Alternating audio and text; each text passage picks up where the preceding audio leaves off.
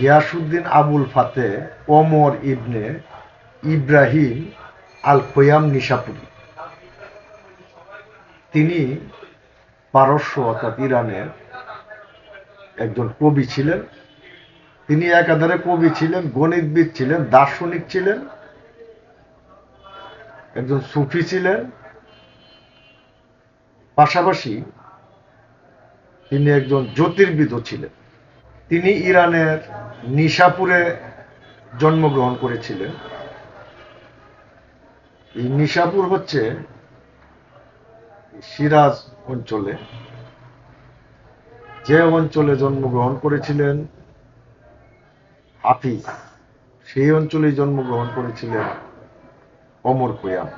যে অঞ্চলে জন্মগ্রহণ করেছিলেন শেখ সাদি, সেই অঞ্চলে জন্মগ্রহণ করেছিলেন ওমর খৈয়াম।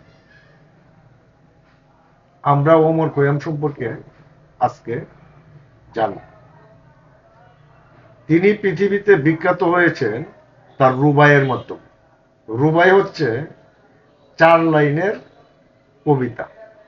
এই 4 লাইনের কবিতার মাধ্যমে বিস্তৃতভাবে অনেক দার্শনিক তত্ত্ব ব্যাখ্যা করা হয় এবং এইগুলিকে রুবাই বলা হয়। এই ওমর খৈয়ামের যে রুবাই, এগুলি ফার্সি থেকে চমৎকারভাবে অনুবাদ করেছেন কবি কাজী নজরুল ইসলাম বাংলায়। ওমর খৈয়ামের যে রুবাইগুলি বহু ভাষায় অনুবাদ করা হয়েছে এবং অত্যন্ত জনপ্রিয় কবি তিনি। এক সময় ওই রুবাইয়ের ইউরোপিয়ান অঞ্চলে একটা সোসাইটি সৃষ্টি হয়েছে ওই রুবাই পাঠের জন্য, এবং রুবাই খুব ব্যাপকভাবে ইউরোপে জনপ্রিয়। এবং তার এই যে কাব্য শক্তি এবং কাব্য সত্তার আড়ালে তার যে অন্যান্য গুণগুলি আছে, সেই গুণগুলি চাপা পড়ে গেছে। শৈশবে তিনি যখন পড়াশোনা করতেন, তখন তিনি একজন গণিতজ্ঞ হিসাবে খুব বেড়ে উঠেছিলেন। তিনি উপপাদ্য খুব ভালো বিশ্লেষণ করতে পারতেন এবং তিনি দ্বিঘাত এবং ত্রিঘাত সমীকরণ এগুলি নিয়ে তার ব্যাপক কাজ আছে। এই ওমর খৈয়াম জন্মগ্রহণ করেছিলেন হিজরি 5ম শতাব্দীর শেষের দিকে, অর্থাৎ সেলজুক যুগে।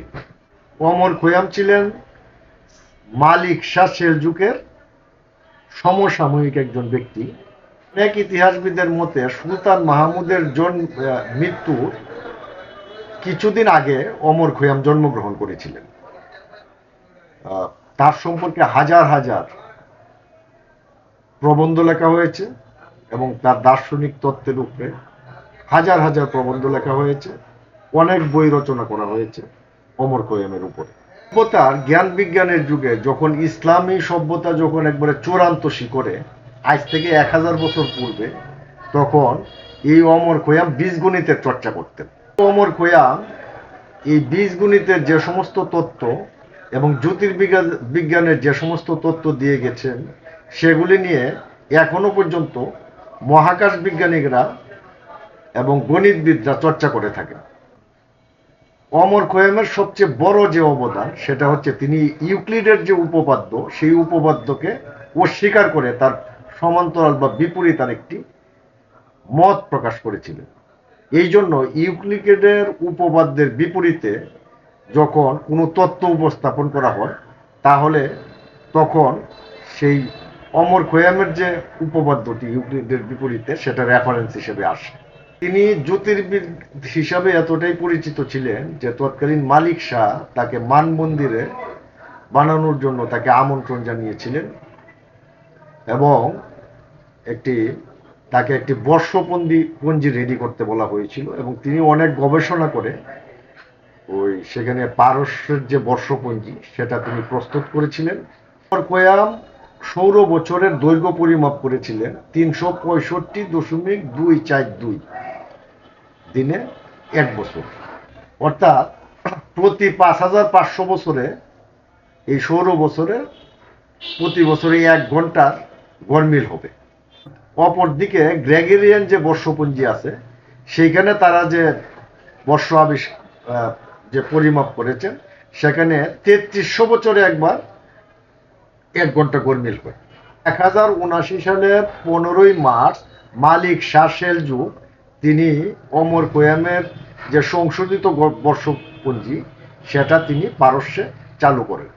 ওমর খৈয়াম অত্যন্ত জ্ঞানী ব্যক্তি ছিলেন, তিনি অনেক রহস্যের সমাধান করতে পারেননি এবং এত বড় গণিতবিদ এবং জ্যোতির্বিদ হওয়ার পরেও, দার্শনিক হওয়ার পরেও তিনি সেটা পারেননি।